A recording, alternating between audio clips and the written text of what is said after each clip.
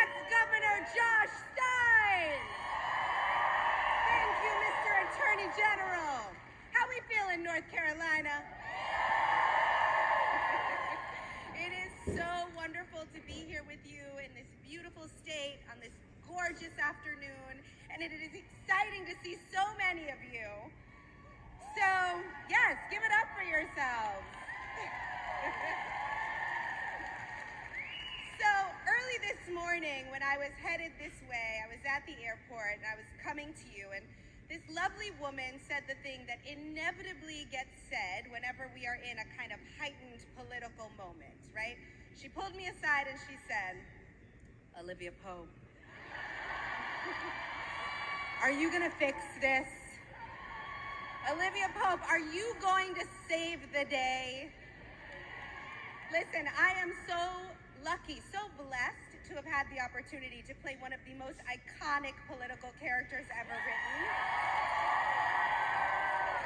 But the reason I'm here in North Carolina is that I'm here to remind you that the future of this country and the soul of this democracy is not in Olivia Pope's hands, it's in yours. Because here's the sad truth. Olivia Pope is not real. I'm sorry, it's true, she's not real. Olivia Pope can't vote, she can't volunteer, she can't call her friends and family members and remind them how important they are, urging them to vote. Olivia Pope, she can't phone bank, she can't text 5 friends. Olivia Pope can't knock on doors. She can't babysit her brother's kids while he goes out to vote. She can't give her neighbor who doesn't drive a ride to the polls. Olivia Pope can't go to iwillvote.com/NC and make a plan to vote. But you know who can? You all. Yes, you are the person who can say it's handled. That is you.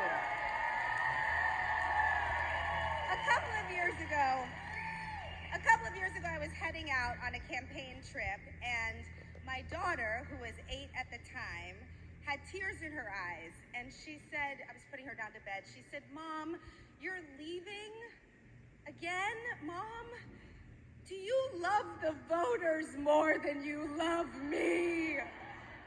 She's a little dramatic. I don't know where she gets that from. And I took a breath. I tried to wrangle with my mommy guilt the best I could, and then I told my daughter the truth. I left her on that day for the same reason that I got on a plane early this morning today.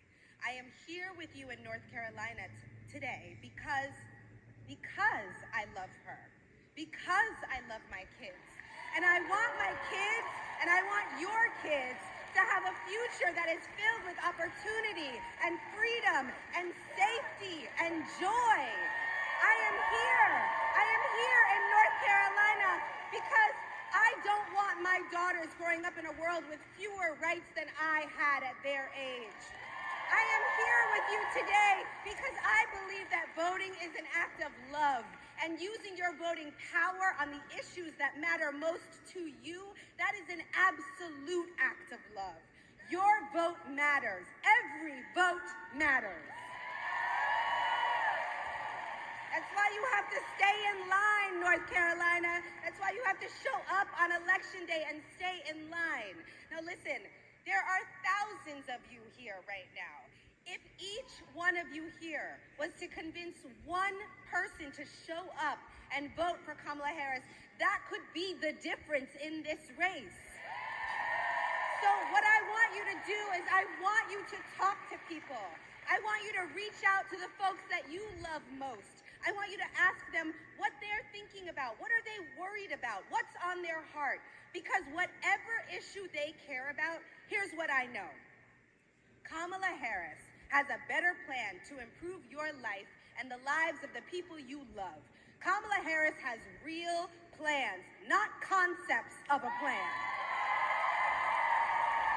Kamala Harris is a leader who sees us. She understands us, and she will fight for us, the people. She will be a president who works for all Americans, not just the ones who vote for her. Now, I I know that we are reaching the point of the campaign where it can get hard, right? If you are knocking on doors, I know your legs might be getting a little tired. If you are phone banking, maybe your voice is getting a little hoarse. If you're texting voters, maybe your thumbs are getting sore. Maybe your eyes are burning from all these campaign ads. But I have got good news for you, North Carolina. When we elect Kamala Harris as President of the United States, and Tim Walz as Vice President, and Josh Stein as Governor, all of your work would have been worth it. It will be worth it. When this is over, none of us wants to say we could have done more. We want to say that we stood up, that we showed up, that we showed out. Yes. So let's do this, North Carolina. Let's do it for our families. Let's do it for our futures. Let's do it for our democracy. Let's do this for love.